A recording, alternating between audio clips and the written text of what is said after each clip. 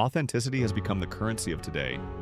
But in the rush to prove how real we are, we all end up doing the same things, posting the same vibes, chasing the same image.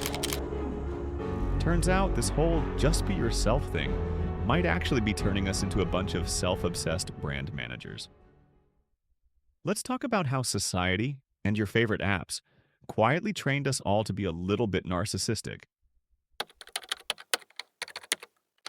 Christopher Lasch pointed this out decades ago in The Culture of Narcissism.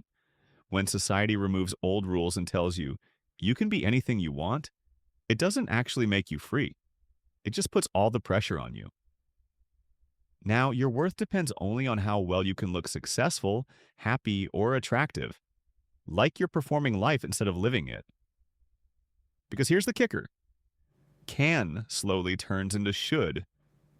You can be rich, you should be rich. You can be hot. You should be hot.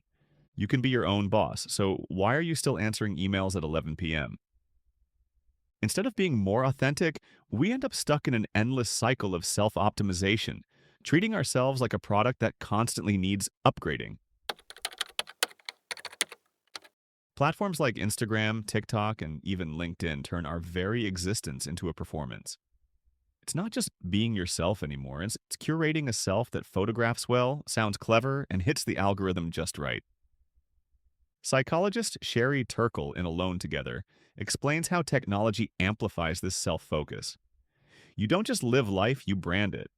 And because everyone else is doing the same thing, the pressure never stops. And here's the cruel joke. In a world where everything is about you, your goals, your hustle, your hot takes, what's missing is, well, the other. Real connection. Real difference. Real mystery. Basically, the things that help us grow and evolve. Without that, everything starts to feel flat, predictable, and frankly, boring. Language has softened the meaning of important concepts. Self-care, once about truly nurturing yourself, is now often reduced to things that feel good but don't help us grow, like binge-watching Netflix or buying a fancy coffee. On the other hand, words like triggered or toxic, once reserved for real harm, are now applied to minor annoyances. Mark Manson calls this out in The Subtle Art of Not Giving AF. When everything uncomfortable gets labeled toxic or triggering, we stop dealing with life. Instead, we wrap ourselves in the warm blanket of apathy and call it growth. This shows a culture obsessed with comfort, instant gratification, and self-focus. Studies have shown that rates of anxiety, depression, and loneliness have skyrocketed in the social media age.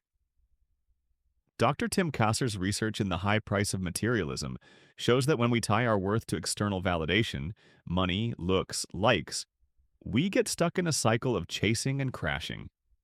You hit one goal, feel empty, and immediately set another one, hoping the next achievement will finally fix you. Spoiler, it won't. And while we're busy competing for this imaginary prize, the system that profits off our insecurity just keeps winning. So, are we all doomed to be shallow little dopamine junkies forever? Not necessarily.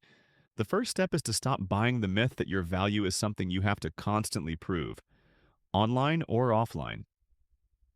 Real connection, real curiosity, and real rest aren't things you can brand, monetize, or post. The paradox is this: the less you obsess about curating yourself, the closer you get to actual authenticity. Maybe true authenticity isn't a product you can build, but a byproduct of actually living. Imperfectly, messy, and yes, sometimes offline. If this got you thinking, hit subscribe and drop your thoughts in the comments. I'd love to hear your take.